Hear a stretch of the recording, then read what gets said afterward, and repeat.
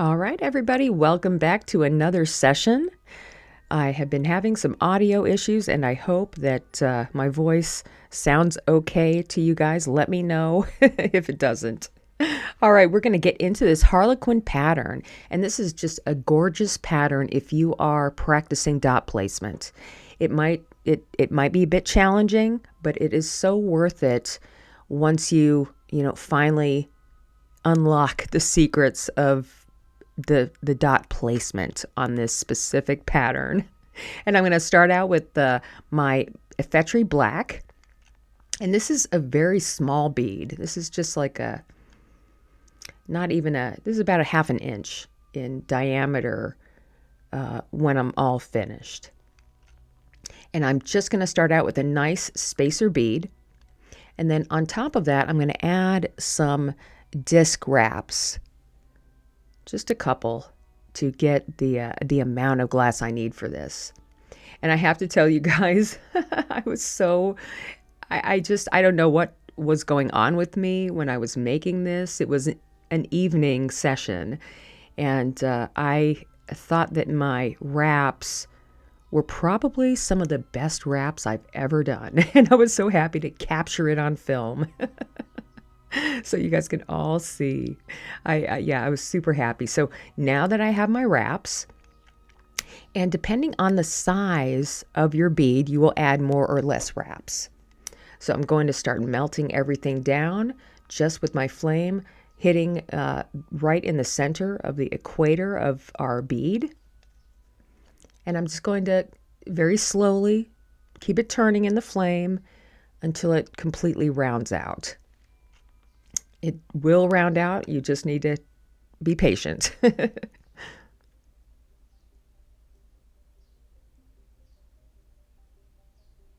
Now, once I've gotten to my shape, I'll come out of the flame and just continue turning for a little bit and let that cool down. Since I've been teaching person-to-person classes, there's so much more I think about, like the fact that we are working with soft glass and it gets extremely soft in the flame very quickly. So there's a lot to be said about knowing your heat. And it's not something that is easy to teach. It's just something that takes a lot of time and practice. But you want to learn how to work your glass on the hot side and on the cool side. So now that my base bead is nice and cool, I can start to add my dot pattern. And I am using a 5mm rod here. And I'm just going to heat up just a little bit of the tip until it starts to kind of fall down for me. Some people will add their dots with their rod more at a straight up and down angle. But I have a hard time with that because I tend to shake a lot. And I always hold my pinky finger underneath my mandrel, so I tend to have better control that way. But whatever works best for you and whatever you're most comfortable doing, that's how you'll add your dots. And here I'm placing this final dot right in between those last two, and I was really happy that I got the dots well spaced apart. This was my third attempt, and honestly, if I don't get that first row of dots just right, I will immediately start over because I only lost maybe 5 minutes of time instead of a half an hour and ending up with something that I'm not happy with. I will tell you though, when I add my first ring of dots, I always tend to overcompensate and put them a little over to the center of the equator, so it's slightly off my center row. But that's okay. The pattern will still bloom out into the Harlequin diamonds. So on the sides here, I am using my 2mm stringer, and the white that I like to use here is the effetry 204 white. I'm going to add, and again, these smaller dots on the side, they're perfect for using the 2mm stringer, just the right size. And I added a few extra just to make sure that each one is about the same size. I'll add a little extra if I need to one dot or another, just to get the size right. And then I'm going to turn everything around and continue doing the same pattern on the other side. And I'm just getting just enough heat on the side of my flame to get just the tip of my glass hot. And then I have enough time to come down and place it and lift back up to pull the glass away when I'm done. Now I'm just going to add a few more on here just to size them up with the other side. The challenge for this bead is this right here, is learning how to get your dots perfectly spaced apart on all sides. It's not the easiest thing to do. I've been doing this for like 30 years and I'm still get all giddy when I make a perfect pattern, especially with the Harlequin. So now I'm just going to gently heat everything in. I want to incorporate that white glass as evenly as I can into the base of the bead. And then you should end up with a close to the pattern that you're looking for. Now my dots on the equator could have been spaced just a slight hair bit further apart. But how do you know until you go to melt it in? So I continued anyway because I just thought that the pattern of dots that I laid down was really nice. And on top, we're going to start out by adding a whole bunch of jewel tone transparents. And this one is the dark violet, a beautiful color. And I'm realizing here that I have a 7-dot pattern, not a 6-dot pattern. So I can't do every other color, which was my initial plan. So I ended up just adding the same color to each dot. And I am adding it a slightly in. I'm not covering the whole white. And this will give you a slight white outline when it all melts in. Now the next color I want to use is, it's an aqua blue light. Really pretty color here. I have it in a stringer form. And I'm just going to add small dots on top of those side dots. And I'm going to do the same thing. I'm going to add it right in the center of the white dot. I don't want to go over the white dot with these transparents, because if they get onto the black, sometimes they get a little blurry. And I want a nice crisp edge in between each one of these dots. That's why I keep the color inside the white. Some other great jewel tones to use is topaz or emerald. Of course, the aqua blue dark is also great. Gold ruby, anything that resembles, natural, stone, like amethyst or jade or turquoise. In transparency, they always look good together. You just can't go wrong. All right, now that we have our first layer of color dots, I'm going to go ahead and heat everything up and melt it in all the way. And I want to be careful with my heat here so none of these transparent colors boil or spark on me. And if that starts happening, I'll move back in the flame a little bit more to get a nicer, even heat.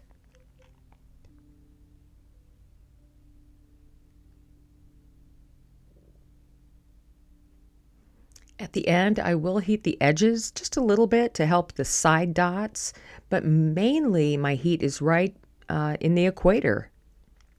Now I'm going to let this cool down, and we'll get another row of dots on here. Once you have all your base dots laid down, things get much easier after that. So I'm just going to let my color kind of come out so I know the glass is cooling. And we'll go ahead and add our next row of dots. And these will be much smaller than the first ones. So I'm using my white stringer for this. And I'm just going to add a small dot right on top in the center of each one of those violet dots. And you can continue to build this pattern up as much as you want. I'm going to go right into the side dots again, doing my best to add a smaller dot on top of the blue. I want you to be able to see the blue underneath when we're finished. All these under colors.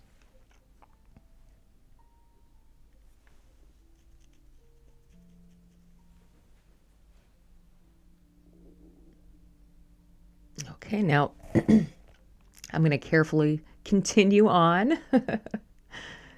For some reason, I felt not very shaky when I was working on this. And I didn't want to think about it and jinx myself, but you guys, the glass gods must have been with me because I felt, I just didn't feel very shaky. It was a strange feeling. All right, I'm going to heat everything up again. This time I will work on the sides a little bit to get those dots to melt in quicker, and everything, again, you're melting it in as evenly as possible.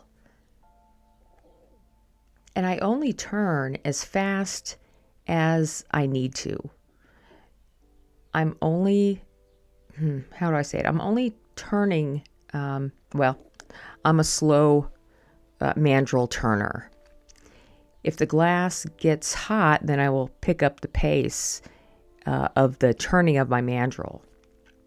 Anyway, let's go ahead and move on. Now this color, I was actually going to use a light grass green that I had. And for some reason, I ended up picking up this dark emerald green instead. And I got lucky this whole time, you guys. I'm like knocking on wood. So this color, I don't know what I was thinking, but if you look closely, you can see that the rod is very dirty. And I forgot to clean this one color.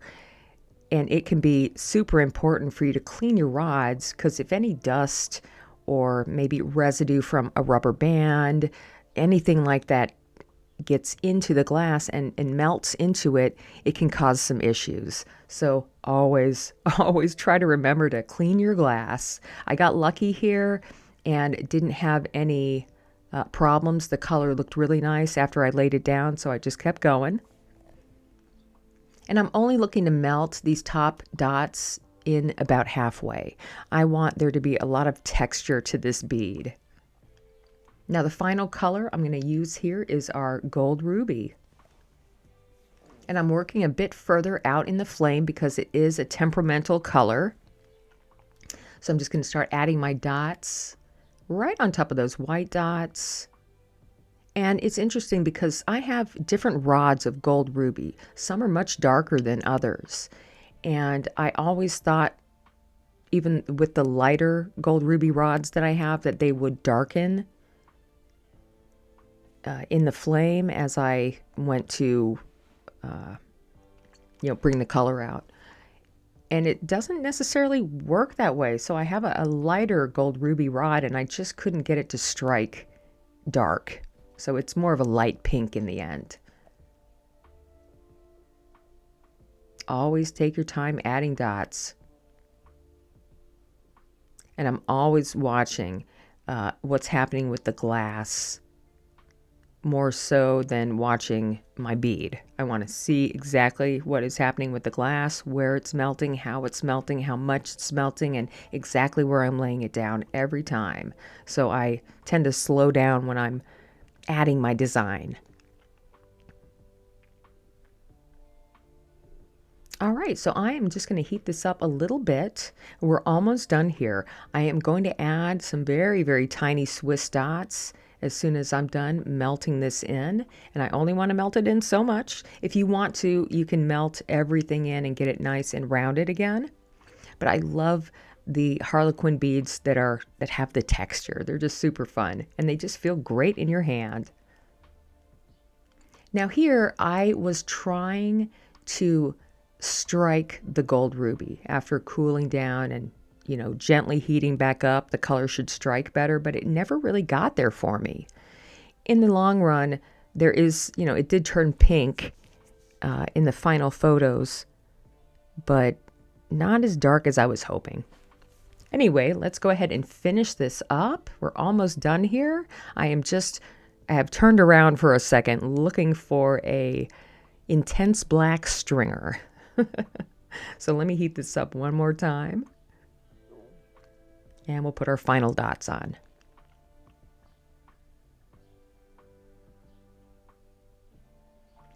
All right, and this is probably the smallest dots I've ever made that are in a perfect pattern. So what I'm doing here is I'm adding a very, very tiny Swiss dot with the intense black in between each raised dot. Now, you don't have to put these on here at all. I just like to add a little extra decoration. You could add these to the tops of each color, which also looks great. White is also a really nice Swiss dot color for these. And I'm just going to heat them up a little bit and then work my way towards the sides.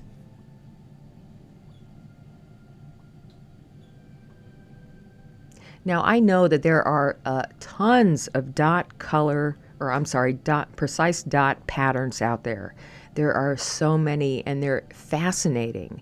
And especially if you are a little intimidated by it, you can easily practice with black and white. Those two colors are what I did most of my, my first tries with, black and white. All right, I'm going to flip this around and finish up my pattern. Oh yeah, I was going to ask if any of you have any fun dot patterns that you like to do. Let us all know. And also, thank you all. I always forget to say this, but thank you to those of you who have sent any tip jar. I can't tell you how much we appreciate all of the tips and the support and everything that you guys have done. I can't tell you how much that means to me, because when I get that kind of support through subscriptions or, the tip jar, that's what keeps this studio up and running. And that's what allows me to continue to bringing you more demonstrations. So I just wanted to give a shout out to all of you who have supported me that way. Thank you so much. All right, we are just about done here, you guys. I hope you all enjoy this awesome little specimen of the Harlequin dot pattern. I'm just going to finish by melting everything in about halfway, making sure, especially with those intense black dots, that those are secure to the bead when I'm finished. All right, I'm going to just let this cool down now. I usually give my beads about 10 or 20 seconds to cool down, just so I know that they are going to be okay to go into the annealer.